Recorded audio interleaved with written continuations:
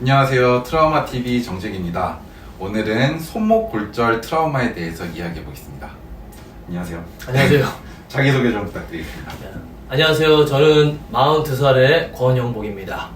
제가 축구를 좋아하는데 공을 차다가 몸싸움 하다가 넘어져가지고 손목 골절을 좀 당했습니다. 저는 매주 토요일마다 하고 주중에 시간 되면 이제 풋살도 하고 큰 경기도 하고 계속 하는 편이에요. 굉장히 열심히 하시네요. 예. 단순 취미는 조금 넘어선 그런 정도인가요? 그렇죠. 거의 매니아층이라고 생각하면 됩니다. 예.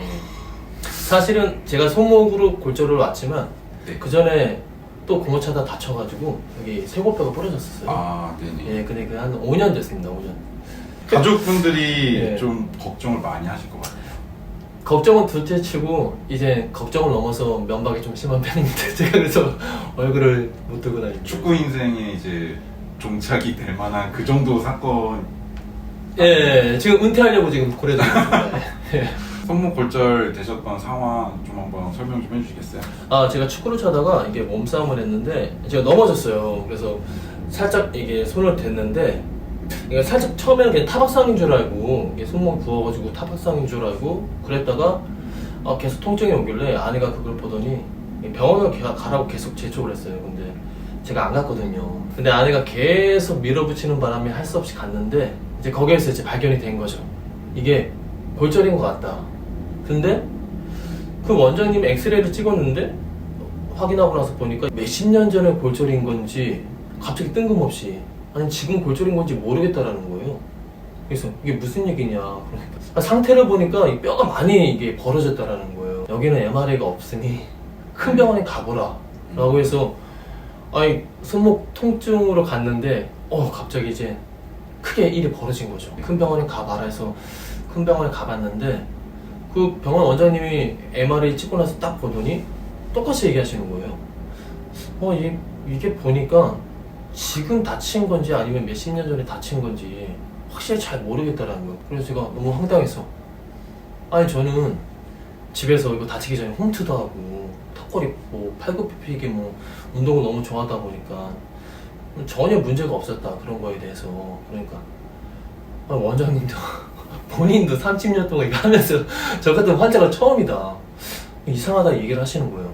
그러니까 이게 주상골 골절이라고 해서 보통 그냥 손목이 팍 부러지면 이게 티가 확 나는데 그렇죠. 주상골 골절은 이 손의 그 균형을 잡아주는 골절이래요. 그래서 이게 부러지면 이게 작지만 부러지면 손을 아예 못 쓴대요. 손을 원래 못 쓰는 건데 지금 이 주상골 골절이 3cm인데 3cm에서 8mm가 벌어졌으면 굉장히 크게 벌어진 건데 이 상태에서 지금 아무렇지 않게 다녔다는 것 자체가 신기하고 일단 좀 짜증나게 다른 병원 가서 또 CT를 찍고 오라는 거예요. CT를? 예, CT를 한 번은 MRI 찍으러 다른 병원 그리고 나서 또 CT를 찍으러 다른 병원에 또 다시 한번 찍어봐야겠다. 이제 원장님도 저 같은 환자가 처음이니까 30년 동안 이게 하시면 처음이니까 얼마나 당황스럽겠어요. 다시 이제 CT를 찍어봤더니 이제 만성 골절이라고 이제 판명이 된 거예요. 이 벌어진 게 너무 오래되다 보니까 이 뼈 사이 가루가 생긴 거예요. 뼈 가루에 새뼈라고 해야 되나요? 그런 네네. 가루가 나가지고 굉장히 신기하시더라고요. 원장님이 저한테 이 상태에서 어떻게 다녔지? 당신 만약에 지금 안 왔으면 한 나이 50대 됐으면 이 손을 아예 못 쓸 상태였다. 당신 지금 온 것만으로도 감사하게 생각해라. 얘기를 하시더라고요. 그래서 되게 무서운 거예요. 그때부터 이제 그럼 어떻게 해야 되냐고 이제 제가 여쭤봤더니 당장 수술을 하셔야 된다. 어쩌고 저한테 얘기를 하더라고요. 수술하신 과정은 기억나는 게 있으세요? 먼저 수술에 들어가기 전에 여러 검사를 했었는데 굉장히 그 검사하는 시간이 굉장히 길었어요. 한 1시간 반, 2시간 정도 걸렸는데 또 피 뽑고 소변 보고 그런 건 간단한 거잖아요. 근데 전신 마취가 몸에 맞는지 안 맞는지 그거를 또 피를 뽑더라고요. 그리고 또 그 전신 마취를 투약을 하는 거예요. 투약을 한 다음에 이게 몸에 알레르기가 있는지 없는지를 검사를 하는 거예요. 그래서 이제 자신있게 손을 내밀었는데 이제 전신 마취 쫙 넣는 거예요. 근데 갑자기 이제 반응이 일어나는 거죠. 살짝 두드러기 반응이 일어나는 거예요. 그러면 이제 사용을 못한다 이거를. 그렇죠. 네, 그래서 그래요? 알겠다고. 다른 거 또 넣는 거예요. 또 알레르기 반응이 일어나는 거예요. 3개를 다 했는데 3개가 다 알레르기 반응이 일어나가지고 아예 정신 마취를 못했어요. 그래서 뭐 어떡하냐. 죄송하지만 그냥 수면 마취로 해야 될 것 같다 라고 얘기하시는 거예요. 붙여야 되는데 이게 이제 너무 벌어지다 보니까 안 붙어가지고 이 골반 자가 이식을 해야하게 됐어요. 네. 그러니까 그런 뭐 테스트, 이 골반뼈는 뭐 이상이 없는지 이런 것도 엑스레이도 많이 찍고 손목 찍고를 갔다가 골반도 찍고 뭐 다 찍고 막 이랬어요. 어떻게 수술은 그래서 잘 원활하게 끝나셨나요?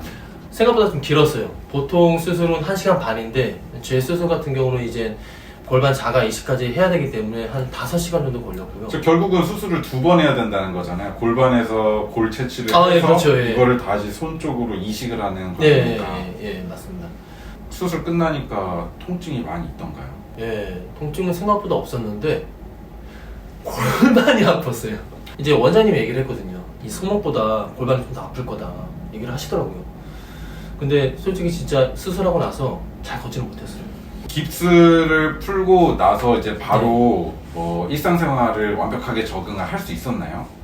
일단 손목이 이게 움직여지지 않아요. 예. 손목이 예, 다 쓰신 분들은 아실 거예요. 굉장히 이게 다 공감하실 텐데 이게 2달 동안 깁스하다 보니까 이게 굉장히 뻣뻣해지죠. 뻣뻣해지고 이걸 피는 데 있어서 재활하는데 1달 정도만 하면 된다고 하셔가지고 했는데 이게 안 되더라고. 그러니까 살짝만 부딪혀도 아프고 그리고 뭐 무거운 것만 들어도 너무 아프고 손가락이 살짝만 꺾어도 너무 아프니까 되게 지금도 굉장히 고생하고 있어요. 이게 잘 안 꺾여가지고. 예. 지금 이제 수술한 지 3개월 정도 지나신 거죠? 예. 재활은 그럼 계속 진행이 되고 있겠네요. 지금 제가 계속 하고 있습니다. 꾸준하게. 예.